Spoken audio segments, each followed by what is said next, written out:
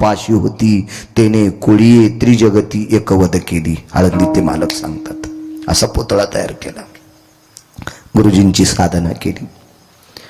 इतकी निष्ठा आपल्या गुरुवर, इतकी निष्ठा, इतकी निष्ठा. निष्ठा निष्ठी नाही, गुरु तसाच असला पाहिजे. तंबाखू फुक्या नसला पाहिजे. ज्याचा गुरु तंबाखू खातो त्याचा शिष्य गांजा वाढणारच ना. काय नवलाची गोष्ट आहे, काय काय विषय आहे त्याला. हो, ज्यांना शिष्य परंपरा आवडती त्यांनी थोडस लाजलं पाहिजे. नाही तंबाखू खाल्ली पाहिजे, नाही बिडी वडली पाहिजे. हो, तंबाखू ओढून या काढील जो धूर, हो त्याचा ताफा भाऊ नदीतच बुडतो.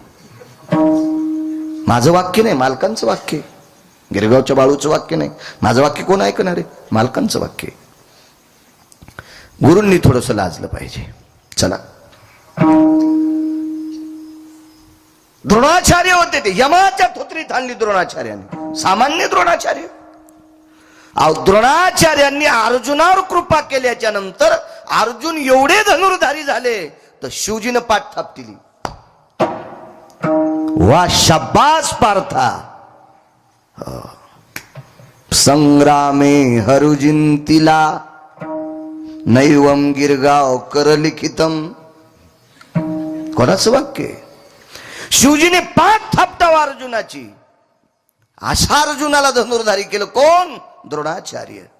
महाभारतातला युद्ध प्रसंगातला पूर्ण खेळ द्रोणाचार्यापासून होता. द्रोणाचार्यापासून विद्येचा खेळ.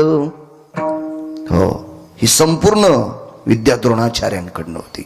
आणि त्या द्रोणाचार्यांचा पुतळा तयार केला. एवढी निष्ठा. एक शब्दवेधी नावाची विद्या आहे. ही भारत देशात फक्त 2च लोकांना येत होती. भारत देशात नाही, पृथ्वीवर जितके देश आहेत या प्रत्येक देशात महाराज फक्त 2च लोकांना येत होती. एक क्रतात्रेता युगामध्ये राजा दशरथ आला आणि द्वापार युगामध्ये द्रोणाचार्याला. पुन्हा कोणाला येत नव्हती. आणि ती तिसरी आली फक्त एकलव्याला. एकलव्याच्या नंतर पुन्हा कोणी नाही. डोकंच लावायचं नाही. अर्जुनाला पण नाही. दाखवून दिलं एकलव्याने, अर्जुना तुम्ही जिवंत गुरुवर यांच्या सानिध्यात होतात आणि मी मातीच्या द्रोणाचार्यांच्या सानिध्यात होतो. पण निष्ठा किती सांगू तुम्हाला. एकलव्य ज्या वेळेला गुरुच्या सानिध्यात बसायचा तो काय हारगीर घालीत नव्हता ना, कारण द्रोणाचार्य जिवंत होते ना. आपल्याकडे जिवंत माणसाच्या फोटोला हार घालत नसतात. हल्ली कीर्तन, भागवत, रामायण भरपूर चालले तर त्याबद्दल काही दुमत नाही. पण गुण बऱ्याच लोकांना नाही. पोराच्या वाढदिवसाचा हार घातलेला फोटो भिंतीवर लावती एखादी मंजुळा. तिला आकलीचा कांदाच नसतो ना. हो, पोराच्या वाढदिवसाचा फोटो हार घातलेला भिंतीवर लावते.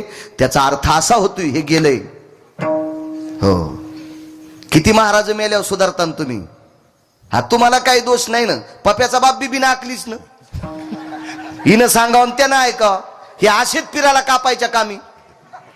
हो, विठाला विठाला विठाला विठाला विठाला विठाला विठाला.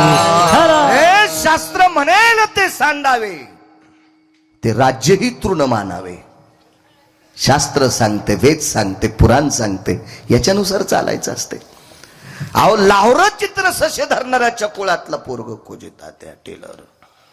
पण त्याला कसं कळत असेल हो. जिवंत गुरु द्रोणाचार्य, त्यांच्या प्रतिमेला आपण फुलं वाहू नये, नमस्कार करायचा. सद्गुरवे नमः, सद्गुरवे नमः, सद्गुरवे नमः. येल भय व्यासस्तु तपय पुनितो भय जायम यत्पुराणमतितार्थां सकलस्थिता जायते. साधवे यत्पुनितायां चरणारविंदं नमो. सद्गुरवे नमः. हा नमस्कार करताना कुत्र भोकलं तर ते गुरुजींकडे बघून नमस्कार करायचं. आणि कुत्र भुकत होतं, अडथळा येत होता. बाण मांडी पशीच होता. सन सन बाण मारले, माग न पाहता. 7 बाण कुत्र्याच्या तोंडात. माय काय गोळ्या संपल्या नाही. मी काय गांजा गिंजा वडीत नाही, पुराण पाहून सांगतोय. आणि पुराण काय आमच्या गिरगावचे कोणाची जहागिरी नाही. माझे तुकोबारायचं मत आहे, पाहावे पुराणी विचारोनी, देऊतल्या मालकांचं मत आहे. कुत्र हे द्रोणाचार्यांच्या ताफ्यातलं होतं, कळपातलं होतं, त्यांच्या समूहातलं होतं. वापस कुत्र आलं, पाहिलं द्रोणाचार्यानं, अरे तिथपर्यंत कुत्र्यांनी पाहिलं तर एकलव्य. अर्जुनाच्या लक्षात आलं आपल्यापेक्षा श्रेष्ठ एकलव्य. अंगठा कापला हा भाग सोडून द्या, आपल्याला ते इचकायचं नाही, जाऊ द्या, ते वेगळा प्रसंग आहे. पण गुरुवरची निष्ठा पहा, गुरुवरची निष्ठा.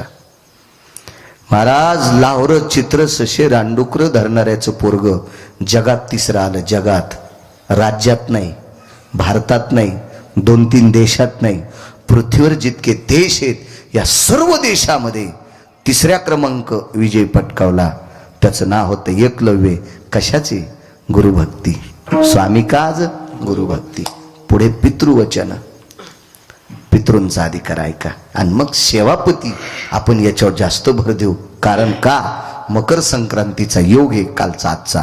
विठाला विठाला विठाला विठाला विठाला विठाला विठाला विठाला.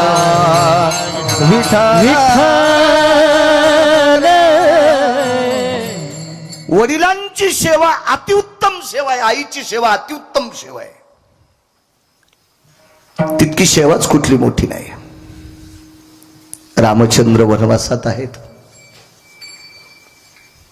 आणि वनवासात असताना एक शबरी नावाची एक सात्विक सदाचारी पुण्यशील स्त्री आहे. हिला सुद्धा गुरुभक्तीत घ्यावे लागेल. शबरीला मतंग नावाच्या साधूची सेवा घडली. सेवा कोणती घडली माहितीये का? शबरीनं फक्त आश्रम झाडला, आश्रम झाडला, आश्रम झाडला. हो. आणि त्या आश्रम झाडल्याच्या सेवेत गुरुजींनी आशीर्वाद दिला, तुला जगाचा बाप भेटल. आणि रामचंद्र तिच्या भेटी करता आले. ही शबरी सुद्धा भिल्ल कुळातली होती, शिकार करणाऱ्याच्या कुळातली होती, लाहोर चित्र ससे धरणाऱ्याच्या कुळातली होती. मला सांगायचंय, आपली सेवा निष्ठा चांगली असली पाहिजे. आपल्याला कुळाचा काही संबंध नाही. आपण काम चांगलं करा. जगाचा मालक आपल्याला त्याची ती पोच पावती, त्याची फलश्रुती त्याला प्राप्त होत असते. काम चांगलं केलं पाहिजे. वनवासात प्रभू रामचंद्र आले, शबरी मातेला भेटले. शबरीने स्फटिकाच्या शिळेवर बसवलं प्रभूला. दोन्ही हात आपले पायाखाली घातले देवाच्या, आणि डोकं ठेवलं प्रभूच्या पायावर, आणि देवाचे पाय डोळ्यातल्या पाण्यानं शबरीनं धुतले. शबरीच्या डोळ्यातलं पांढरं शुभ्र पाणी खाली पडत होतं, पण पायाला घासल्याच्या नंतर लाल होतं. पाहिलं खाली वाकून तर देवाच्या पायाला अशा जखमा झालेल्या होत्या. विचारलं, प्रभू हे आपल्या पायाला जखमा कशा येतात? नाही म्हणे, मी बूट चप्पल घालत नाही. असं ते रामायणातलं प्रकरण पाहिल्याच्या नंतर असं लक्षात येतं, कुठं काळ गेलाय आता, कुठं काळ गेलाय. आता संक्रांतीला ह्या पूर्ण पौष म्हणजे एकमेकीकडे हळदी कुंखाला जात असतात. तर साड्या आता त्यांचा तो वजन, त्यांचं ते झोप, त्यांचं ते हौपो, त्यांचं ते वैभव अगदी अगदी बघतच राहत. आता कीर्तनात त्या साध्या परिस्थितीत आल्यात. एखाद्या बाईनं हळदी कुंकू ठेवा, वा वा वा वा वा वा. आणि नटलं पाहिजे माणसानं. का नाही नटावं? का नाही? शांती ब्रह्म एकनाथ महाराजांनी नाथ भागवतात वर्णन केलंय, श्रीमंत माणसानी एकट्यानं कधीच जेवायचं नाही. गडगंज श्रीमंती असेल आणि एकटाच जेवत असेल तर समजायचं हे धनावरला साखरेच्या कारखान्यातला मुंगळा आहे. एकटाच साखर खालाय आणि पोत्यानं संडास करायलाय. हे भिकार छोटे, हे धनावरला सर्प आहे. वैभवात राहिलं पाहिजे. तुम्ही नटल्याच्या नंतर आमच्या पोटात का डब्बा उठावा? नाही. माझ्या राष्ट्रमाता जिजाऊ आईसाहेबांची प्रतिमा पहा तुम्ही, कसल्या दिसायच्या आईसाहेब.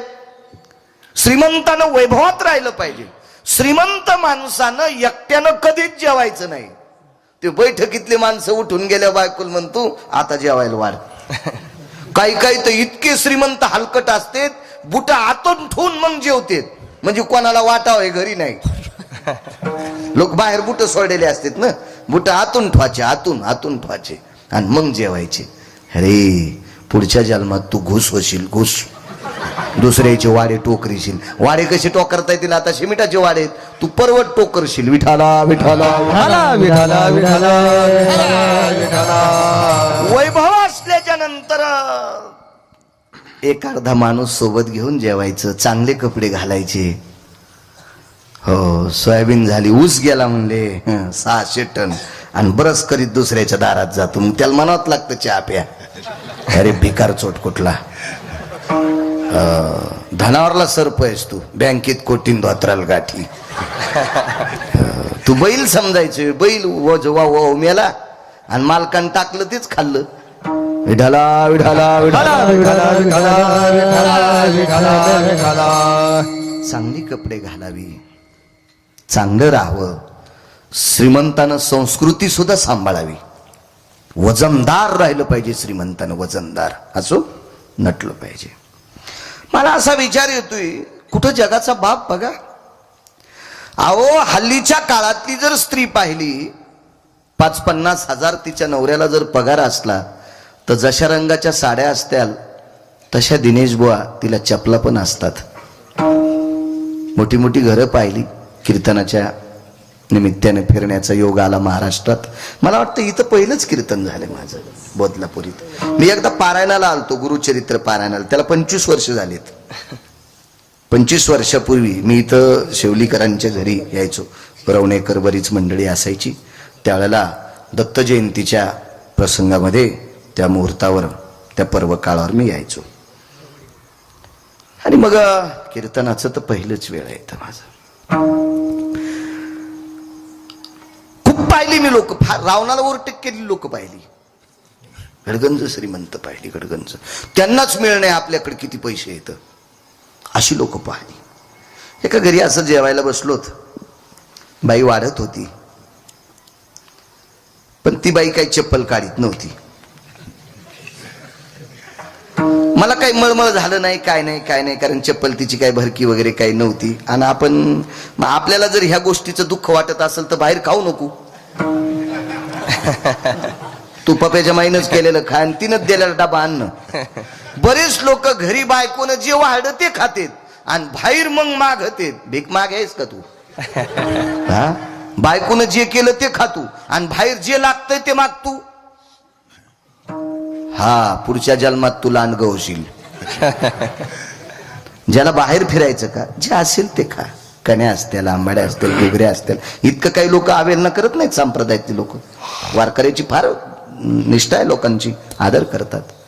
तर आपल्या लोकांना नादच असतो. काजू असलं, एक जण म्हणला शेंगदाणे द्या. म्हणलं इडपटीस का काय रे? अरे त्याने काजू दिलेत तुला, बदाम दिलेत आणि तरी शेंगदाणे मागतू. डोक्या गोळ्या संपल्यात काय तुया? पप्याच्या माईने तुला गोळी दिली नव्हती सकाळी? काजून बदाम वाढे तरी म्हणला शेंगदाणे नाहीत का तुमच्या इथं? याला कोण्या तळ्यात टाकावं हेच कळायचं नाही देवाला. विठाला विठाला विठाला विठाला विठाला विठाला विठाला विठाला विठाला विठाला विठाला.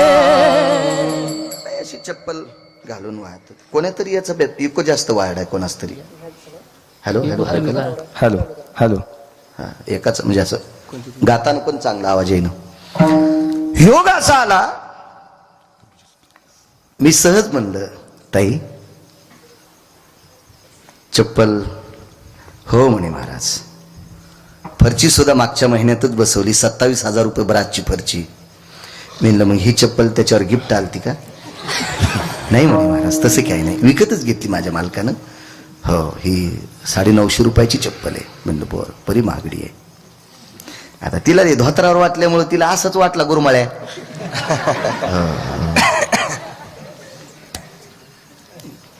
तिच्या नवऱ्याला इशिक बारे आवताला झोपीन ना मी, पण ते धोत्रामुळे तिला असं वाटलं असंच गबाळे काय. असंच मला एकदा कंडक्टर चिल्लर देणे गेलं ना आमच्या संचाला, त्यांनी चिल्लर दिली. तर मी आणलं साहेब त्याला दिली, मला कसं काय नाही, ते तर मी पिशवी सांभाळायला आहे. आणि पॅन्टीवाल्याचं तुम्ही जर आदर केला आणि माझ्यावर कसं काय? नाही मामा तस काय. म्हणलं काय मामा मामा धोत्रावाला येडे समजी तू? अरे तू ज्या नोटा घेऊन तिकीट देतो का, या नोटावर धोत्रावाल्याचं चित्र असल्याशिवाय नोट चलत नाही. आणि तू काय धोत्रावाल्याचा इन्कार करायला म्हणलं? धोत्रावाल्याचं चित्र पुसाबरून नोटावरलं चलती का ती? हा, धोत्रावाल्याचा आदर करी जा पॅन्टीवाल्या हो. धोत्रावाल्यानं एक टाइम जेवण करून आपल्याला जमिनी ठेवल्यात इतकं लक्षात ठेवा. या धोत्रावाल्यानं जर जमिनी विकून म्हाताऱ्या गोव्याला नेल्या असत्या ना तर तुम्हाला मुंबईला जावं लागलं असतं गटार उपसायला मुंबईला. म्हणून जुन्याचा आदर करा, आपल्या बाप दादाचा आदर करा, तर तुम्ही मोठे होताल. विठाला विठाला विठाला विठाला विठाला विठाला. नाही म्हणे महाराज हे ब्लड सर्क्युलेशन शब्द तिच्याकडूनच ऐकला मी. हे ॲक्युपंक्चर वगैरे आपल्याला काही शिक्षण कमी असल्यामुळं तेवढं काही ज्ञान नव्हतं. ती म्हणली याला अशी स्वयंपाक घरात घालायची स्वतंत्र चप्पल आहे. मी सहज विचारलं ताई स्वयंपाक घरात घालायची वेगळी, बाहेर चौकात फिरायची वेगळी, म्हणजे वाड्यातला चौक बाहेरचा नाही म्हणालो मी. प्रत्येक साडीवरची जसा कलर तशी चप्पल. म्हणलं बाई फार छान वैभव आहे, तुम्ही इंद्राच्या बायकोला लाजवताल इतकं तुमचं वैभव आहे, पण महाराज घरी आल्यावर हाणायची चप्पल आहे की एखादी? ती म्हणली तशी नाही. मग मी थोडा वेळ बसलो, नाहीत म्हणलं आपणही उठावा. मला एक असं लक्षात आलं की कल्पना करा 50-50 हजार रुपये ज्याच्याकडे पगार येतो, ज्याचं थोडंफार बरं चाललंय, आपण त्यांच्याच वर कशाला बॉम्ब टाकायचे? ज्याच्याकडे जरशे 4-2 लाख रुपये शिल्लक आहेत, त्याची बायको जर एवढ्या वजनात राहत असेल, तो जर इतक्या वजनात राहत असेल, तर आपल्याला पाय द्यायचेत का नाही द्यायचेत, आपल्याला पैसे द्यायचेत का नाही द्यायचेत, हे ज्याच्या हातात आहे त्याला जगाचा पाप म्हणतात. आणि हा बैना चपलाचा का फिरतोय? असा शबरीचा प्रश्न आहे, शबरीचा प्रश्न आहे. देवा का हो का? तर भगवंताच्या मुखारविंदातून वाक्य पडलं माय. शबरीला माय शब्द वापरला हो, माय माय. हे माय, अग मी पितृ आज्ञा करता वनवासात चाललोय. वडिलांची आज्ञा आहे, वनवास करायचा आहे 14 वर्ष, आणि वनवासी व्यक्तीला भोगवादी जीवन नसलं पाहिजे. हो, वनवासाच्या पायात चप्पल नसावी. पितृ आज्ञा करता, पितृवचन. प्रभू रामचंद्रांनी पाळ. कितीतरी पुरावे देता येतील तुम्हाला, कितीतरी पुरावे. इथं बसलेल्या तरुणांना एक सांगेल, तुम्ही दिवसात जर एकदा आई वडिलाचं दर्शन घेतलं ना, एकदा, तर लाखो गिरगावचे बाळे भेटले तरी त्याच्या पाया पडायचं नाही. लाखो. जो आई वडिलाचं दिवसा एकदा दर्शन घेतो त्यानं भारतातल्या कोण्याच महाराजाच्या पाया नाही पडलं तरी चालतंय. आणि मायबापाचं पाया जर पडत नसल आणि 100-200 महाराज वांगे चिरल्यावानी चिरून खात असल तरी त्याचा उद्धार नाही. आई वडिलांच्या दर्शना इतकं पुण्य जगात कोणाच्याच दर्शनात नाही. तुम्हाला एक सांगू का, तुम्ही पंढरपूरला मानता का नाही? मग पंढरपुरातला मालक जर उभा केलाय, तो जपाव झाला नाही, तपाव झाला नाही, यज्ञाव झाला नाही, दानाव झाला नाही, मायबापाची सेवा करणाऱ्यानं उभा केलाय. त्या सेवा करणाऱ्याचं नाव आहे पुंडलिकराय. आई वडिलांची सेवा करायची. तो कोण्याही जातीतला माणूस असू द्या, कोण्याही जातीतला. समोर हिंदूची लोक बसलीत म्हणून यांच्या पुरतं थोडं बोलायचंय. या भारत देशातल्या कोण्याही जातीच्या माणसानं आई वडिलांची सेवा करा. ब्रह्मांडाचा मालक त्यांच्या पोटी असे पुत्र देईल की त्यांची सेवा सुद्धा त्यांचे मुलं करतील. सेवा करायची आई वडिलांची, फार मोठी पितृवचन. सेवापती. विठाला विठाला विठाला विठाला विठाला विठाला. पतीच्या सेवेची ताकद किती मोठी. प्रभू रामचंद्रांनी वडिलांची आज्ञा करता वनवासात आहेत. फार मोठी ताकद. तोटक थोडं थोडं सांगितलं तुम्हाला. सेवापती. वेळेत सोडेल कीर्तन, तुम्हाला त्रास देणार नाही, थंडीचे दिवस आहेत. पतीच्या सेवेची ताकद किती मोठी पहा, लक्षात घ्या. रेणुका नावाच्या एक मातोश्री होऊन गेल्या. या भारत देशाला, या पवित्र महाराष्ट्राच्या मातीला लाभलेली माय, मा रेणुका माता जमदग्नीच्या धर्मपत्नी होत्या. काय ताकद होत्या माऊलीची, काय श्रद्धा होती. सेवापती. एवढी निष्ठा, एवढी निष्ठा, एवढी निष्ठा. रोज आपल्या पती परमेश्वराची पाद्यपूजा केल्याशिवाय त्या बाईनं कधी पाणी ग्रहण केलं नाही, अन्नाचा कण सुद्धा शिवला नाही.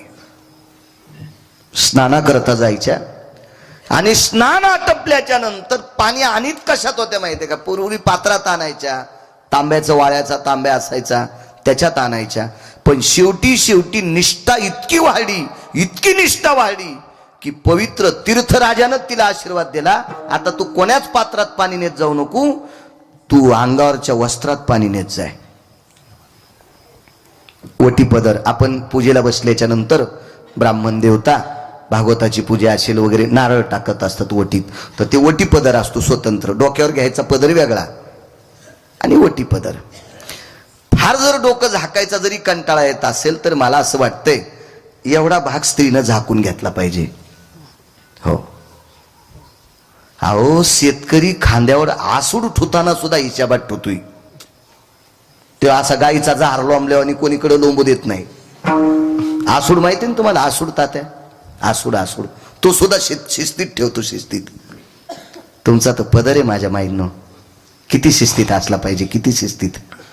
हा, काही मावल्या चुकीचा पदर घेतात म्हणून राष्ट्रसंतांनी एक गीत गायलं.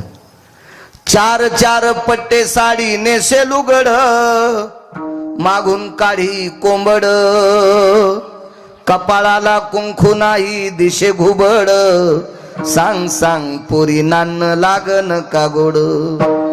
राष्ट्रसंत दुनियादास महाराजांनी हे घेतल्यावर नसावी कृती आपली, नसावी. हे खजिने अजून कशाचाच मेळ नाही तुम्हाला, काय इतकं हसू यायला गुदगुल्या.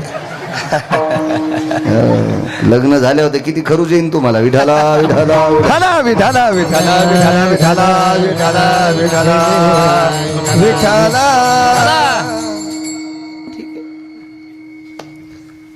राहिलं डोकं भरून पदर घ्यायला. जाऊ द्या बाळू महाराज आधुनिक काळातलं काय बोलायला म्हणे आता, पण पाठ झाकून घेतली पाहिजे. माझ्या माईंनो, देवानं भरपूर पैसे द्यावा आणि त्या आतल्या खिशात ठुत जावा. डायरीच्या पुढून नाही ठेवायच्या. 2-3 500च्या नोटा पुढून ठेवतो. फुगीर सोसायटीचा अध्यक्ष. अरे लोकांचे इथं बंडलावर बंडलं ठुले तर बंगले होतील इतके पैसे येत, ते आतल्या खिशात ठुतून तू बायकोच्याच रोजदारीचे पैसे डायरीच्या पुढून ठेवाला आणि दुसऱ्याच्या मोटरसायकल हात द्याला आणि त्याच्यावर बसला, ब्रेकरवर मोटरसायकल आदळली, पडल्या 3 नोटा खाली, रिकामच गेलं बोंबलत घरी. बाजार नाही काहीच नाही. बायको पापेज माय म्हणली बाजार, नोटाच पडल्या. कुठं ठुलत्या? पुढच्या खिशात. ती म्हणली बाईला, मला नाही त्याला, मला कशाला म्हणीन.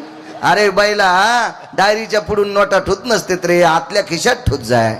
मला सांगायचं याच्याकरता, लक्ष्मी म्हणजे पैसा झाकलेला असावा एक, आणि या भारत देशाची स्त्री सर्वांग झाकलेली कपडे घातलेली असावा 2. गरज आहे, काळाची गरज आहे, फार गरज आहे काळाची. नकोय प्रदर्शन. वा, वटीपत्रात पाणी येत होतं. निष्ठा होती, निष्ठा.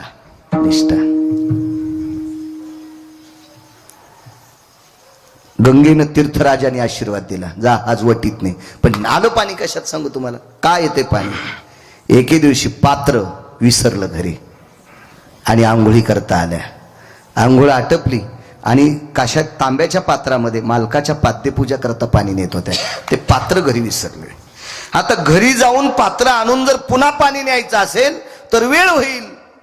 मालकाची पूजा आटपत आली, त्यांची पाद्यपूजा करून लागलीच त्यांच्या स्वयंपाकाची व्यवस्था करायची, जेवणाची व्यवस्था करायची, याच्याकरता वेळ अपुरा होता. म्हणून गंगेला प्रणाम केला. हे तीर्थराजा, अनंत पाप्यांचं पाप धुणारी पवित्र गंगामाय, हे तीर्थराजा, मी जर माझ्या मालकाची सेवा निष्ठेनं करत असेल तर माझ्या या पदरात ती ताकद यावी, ह्या पदरात पाणी राहावं. आणि पदर गंगेच्या पात्रात घातल्याबरोबर त्या पदराचं गाठोडं बांधून पाणी आणलंय. आणि ते नंतरचा एक काळ वेगळा आहे. माशाचं मैथून पाहिलं, त्याच्यानंतर मग जमदग्नींना राग आला, रेणुका मातेचा शिरच्छेद केला. हा पुढचा भाग आहे. रेणुका पुराणात चरित्र पहा, लक्षात येईल तुमच्या. पण मालकाच्या सेवेच्या पुण्याईनं अंगावर नेसलेल्या पातळात लुगड्या साड्यात ते पाणी नेऊन मालकाच्या पाद्यपूजा करायची, फक्त सेवेची ताकद. म्हणून स्वामी काज गुरु भक्ती, स्वामी काज गुरु भक्ती, स्वामी काज गुरु भक्ती, स्वामी काज गुरु भक्ती. पितृवचन सेवापती, पितृवचन सेवा, पितृवचन सेवापती, पितृवचन सेवापती, पितृवचन सेवापती, पितृवचन सेवापती.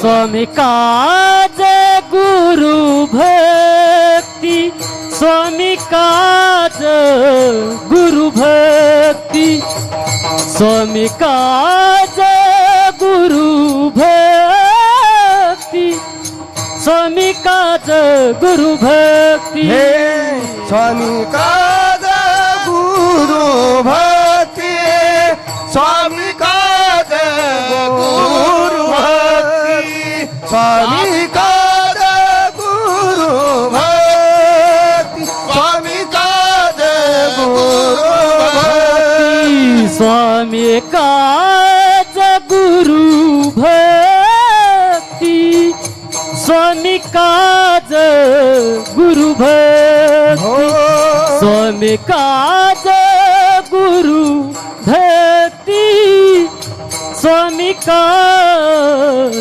गुरु भक्ती.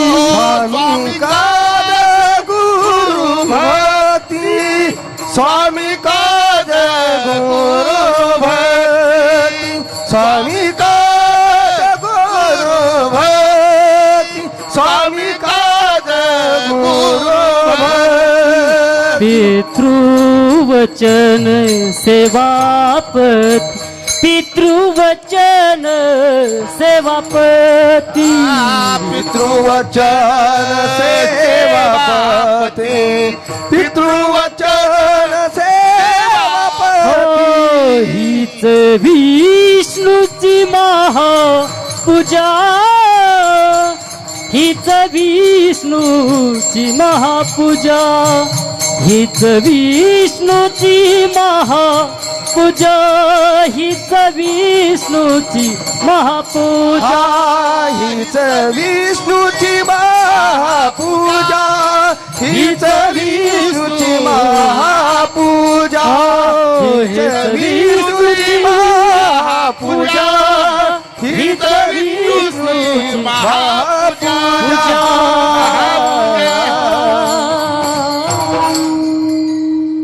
एक जणानं विचारलं, महाराज त्या बाईच्या पदरात पाणी येत होतं, तुम्ही हीच विष्णूची महापूजा असं कसं काय लावलं इथं? मी म्हणलं, सुमळ्या जरा ऐकच आहे नीट.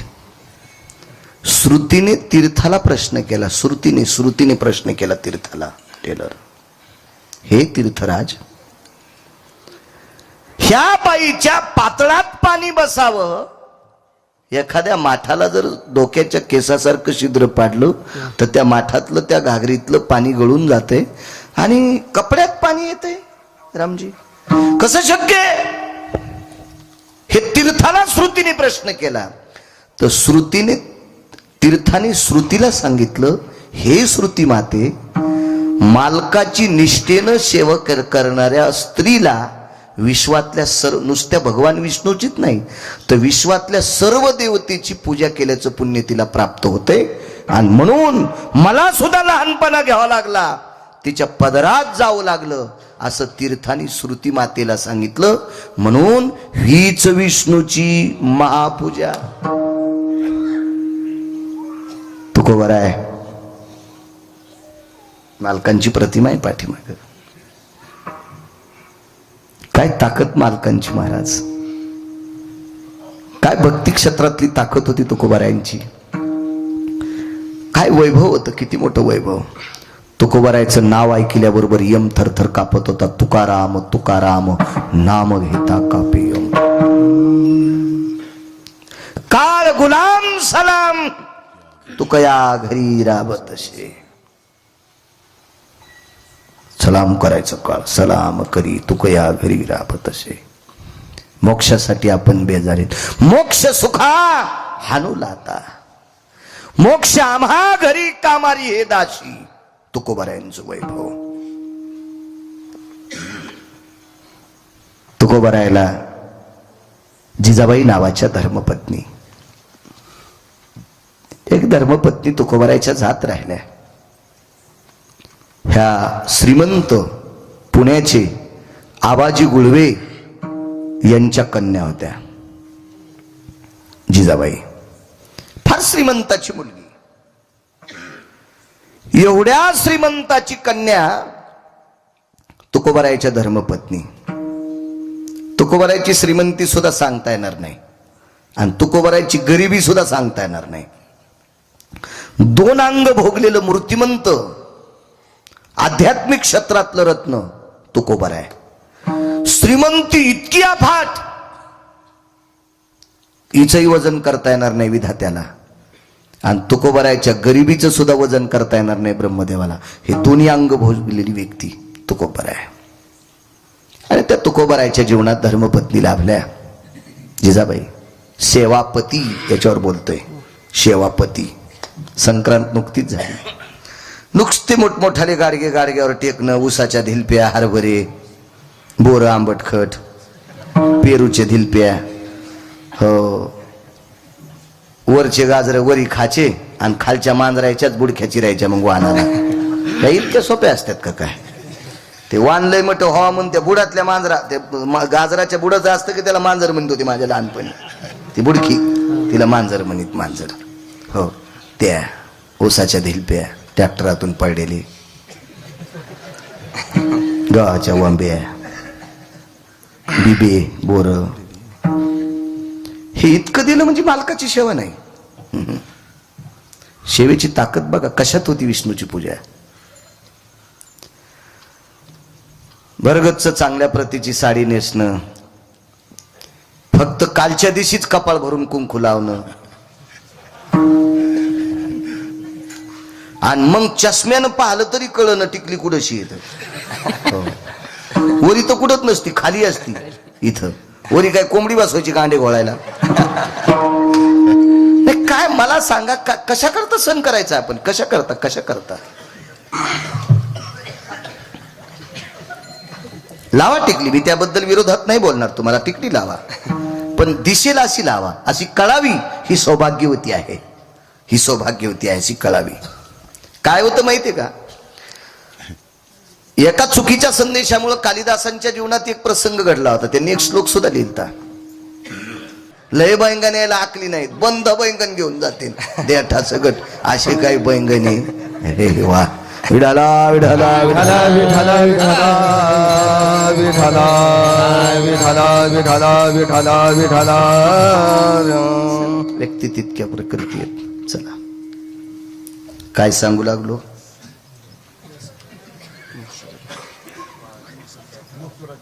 हा कुंकू मोठं लावा जायच्यावर सांगत होतो. ती बाई विधवा दर्शनाला गेली मारुती आपल्या महादेवाच्या, आणि भगवान शिवशंकराचं दर्शन घेण्याच्या सुद्धा पद्धती सांगितल्या. त्या पद्धतीत आपण दर्शन घेतलं तरच ते पावतंय. तुमच्या मनानं काही करणं म्हणजे शेपुड्यानं तुळस खाणं. शेपुडीला अक्कल असती का? ती काही हानी, ती करंडीतच असते. ती करंडीतच असते शेपुडी, काय विषय नसतो. आपल्या मनानं काय नाही करायचं.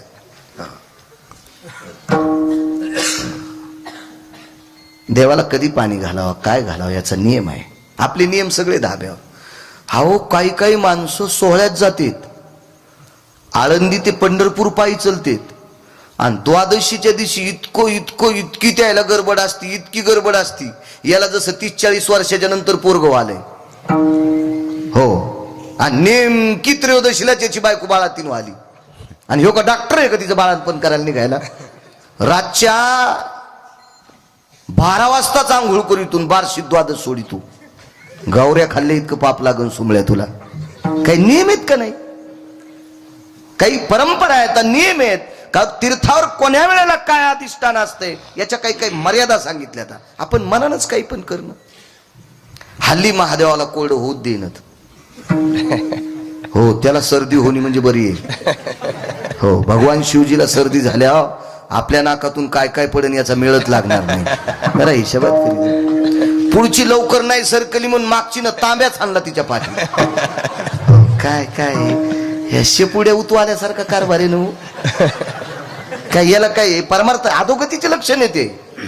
अहो परमार्थिक क्षेत्रात जर वितंडवाद होत असेल तर प्रगतीचं लक्षण नाही, हे अधोगतीचं लक्षण आहे. विठाला विठाला विठाला विठाला विठाला विठाला